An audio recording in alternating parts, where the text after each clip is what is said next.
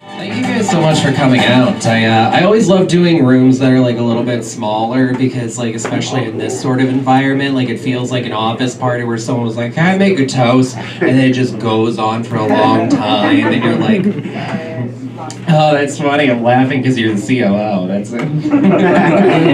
Can I have my dental back? Yeah, I'm in town from Austin, so that does mean that I've worked at several thousand startups in the tech sector. Because what most people don't know is that anytime a tech startup fails here in California, you guys are nice enough to send it to Austin, Texas, so that way it can live out its golden years on its seed A funding until it dies.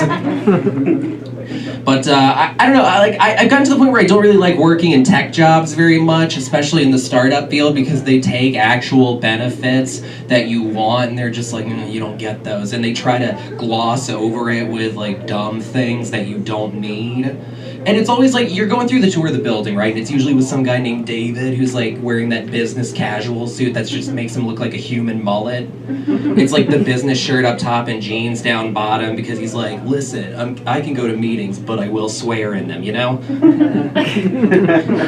And he's leading you through the office, he's trying to show you all the perks they have. He's just like, oh, check it out. We've got Spotify Premium in the office, just plays over the floor all the time, top 40s. Isn't that great? Isn't that great? You still don't have dental. Yeah. He's like, oh, this right here, oh, solid maple ping pong table. Retail value $7,500. Listen, your medical copay is huge. It's huge. He's like, this is a good one. This is a good one. We've got beer on tap in the break room. You are never going to get your 20s back. So it's just like not the environment that I like. I was working in one of those tech offices and one of the ones that had like Spotify playing over the floor all the time, but I like to listen to podcasts while I'm at work. And I was listening to my podcast because they had the music up. I had to turn mine up pretty loud. And I was listening to a podcast where they were talking about Old MacDonald had a farm. And every podcast, anytime they talk about anything, has to vastly over-contextualize it. So since they mentioned Old MacDonald had a farm, they played a clip of it.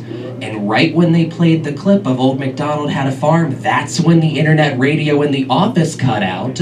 So my headphones in my ears were just blaring Old MacDonald had a farm. It looked like I was listening to Old MacDonald has a farm as music at work.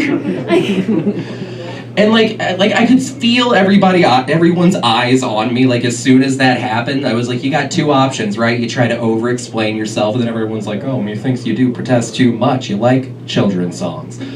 Or you just lean all the way in. So I was like, I gotta lean in, right? So I just took my headphones out, set them down, stood up, and I went E-I-E-I-O as I walked to the break room.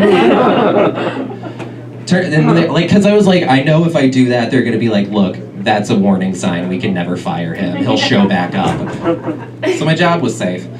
But, yeah, in case you can't tell by my voice and mannerisms yet, I am gay. There's that. It's just a formality at this point, I feel. Because I'm gay, a dating app that I used to use often was a dating app called Grindr, which in case you don't know, it's like any other dating app that has men on it. You're going to see some stuff you don't want to see, hear some stuff you don't want to hear, and if you don't like it, you're the bitch. Yeah, it's a weird app because it offers like a very intense degree of anonymity. Like you can have a profile with no photo and no information. You can just lob those messages out to anyone. I've gotten plenty of those messages from empty profiles, and getting a flirty message from a blank profile is the real life equivalent, I think, of you walking down the street, then from a bush, someone goes, hey. Are you a top or bottom? I'm nervous. That's what I am. What is this? What's happening? Like, they're just like, I'm not a predator. And they expect you to trust them. The other thing, like, it lets you make like your profile name whatever you want it to be. So one time I got a message from someone, his username was Kinky Scallywag. You know, like a pirate. Because that's what we all want, right? Is sex with a theme. Really changes the tone of your Pinterest boards. But the thing is, like, that guy sent me a message, and like the most concerning part of it was not like the name. I was just like, I know what to do when the flag is red. I avoid that. What do I do when there's a skull and crossbones on it? Anyway, guys, I've been Krebs. Thank you so much. Let's get your host Sheree back up here.